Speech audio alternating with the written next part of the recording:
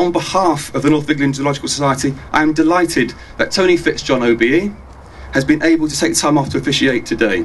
We took in the guns and we took the elephants and the rhinos out like there was no tomorrow for piano keys and billiard balls and living room clutter. And we also classified the wild dog as vermin. And everybody's job, every first game warden's job, was to go out and shoot as many wild dogs as they possibly could, because these animals were considered unacceptable in their eyes. And now there are so few left.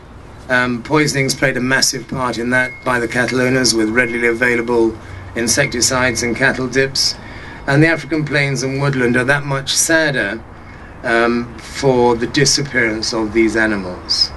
But it's terrific to see so much more attention being paid to these animals by zoos like Chester.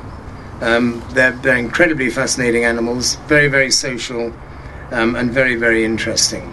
And it's only when something's gone that you miss it. And then when you see them coming back again, that's even more exciting.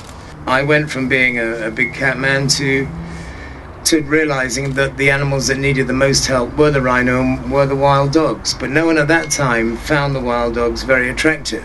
And also we're enormously grateful to Chester for their support over the years, with help for our rhino programs, with help for the environmental education and odd emergency funding that they can do to help us, But it ain't over yet. It's great for me to see that zoos are really playing their part these days. They talk for years about, we're breeding these animals to put back in the wild, and we didn't really see it.